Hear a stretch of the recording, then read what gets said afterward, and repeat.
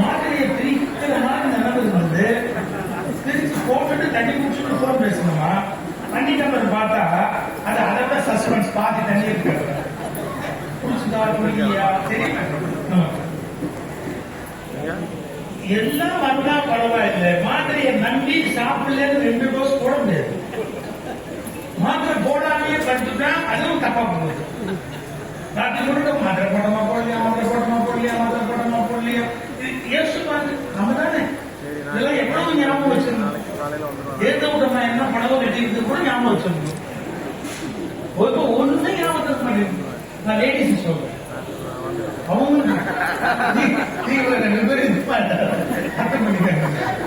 அன்னைக்கு அந்த அம்மா சோப்பு கூட கட்டிட்டு வந்தப்போ அந்த அம்மா பேசும்போது சொல்லுவாங்க, எது சொல்லுவாங்க, எத்தனையோ ஞாபகம் இருந்தது எல்லாரும் போச்சு.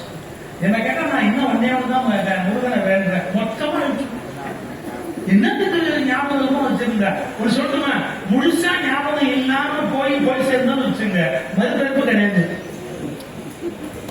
ஏன்னா எல்லாமே நம்ம வந்து போயிடுச்சு இல்லை, அவங்களுக்கு டோட்டலா இறைஸ் ஆயிடுச்சு இல்லை, அதனால நம்ம மறுபிறப்பு கிடையாது. ஆழமான ஞாபகம் வச்சிருக்கிறதா இப்ப கஷ்டம். வெளி போனா அப்படியே போகும். புதுமையை பற்றி எழுதுறாரு.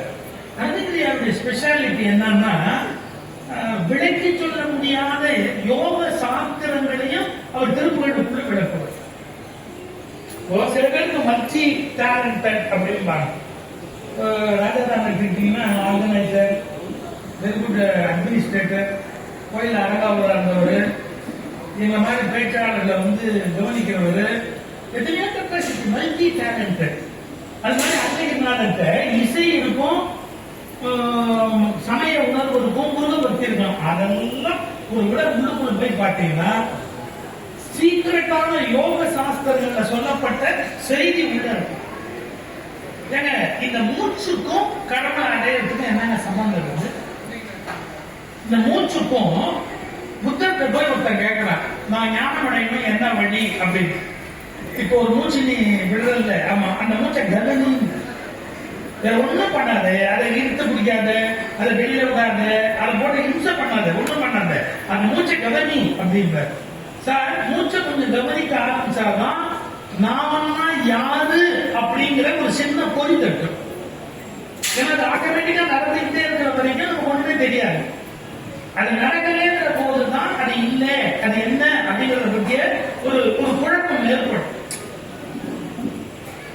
ஒரு திருப்புகள் சூரமெனவோடு சர்ப்ப வாயுவை விடாதடக்கி தூய மொழிக்கான முக்தி விதமாக சூடும் இருள் பாவத்தை வீழ அழகு எரித்து சோதி மணி பீட மிட்ட மழமேவி மேலை வெளி ஆயிரத்து நாதிரு பராபரத்தில் மேலிய அருணாதலத்தில் உடல் மொழி. என்ன சொல்ல வராது? சூரமெனவோடு சர்ப்ப வாயுவை. சூரத்துக்கும் வாயுவுக்கும் என்ன சம்பந்தம் இருக்குது? திரிசூலம் 3 பிரிஞ்சிருக்குது, உங்க மூச்சு காட்டு 3 பிரிஞ்சிருக்குது. இந்த 3 பிரிஞ்சிருக்கிற இந்த காட்டில் தான் லைஃபோட சூட்சமே அடங்கிடுது. இந்த யோகா கற்றுக் கொடுக்குறவங்க, மூச்சு பயிற்சி கற்றுக் கொடுக்குறவங்க எல்லாம் இந்த பிராணாயாமம் எதுக்கு சொல்லித்தரணும் தெரியுமா? பிராணாயாமம் எதுக்கு சொல்லித்தரணும் தெரியுமா? எதுக்கு? நீங்க உங்க உடம்பு ஆரோக்கியத்தை விருத்தி பண்றதுக்கு சரியானபடி ஒண்ணு நீங்க நல்லா புரிஞ்சுக்கணும். என்ன நிறைய காற்று இருக்கிற இடத்துல நீங்க சுவாசிச்சு உயிர் வாழ்வது பெருசு இல்ல. ரொம்ப ரொம்ப ரொம்ப ரொம்ப ரொம்ப கொஞ்சமான காற்றை வச்சு நீண்ட நாளைக்கு வாழ முடியும்னா அதுதான் மிகப்பெரிய சாதனை. அதை கற்றுக் கொடுக்கறது தான் பிராணாயாமம்.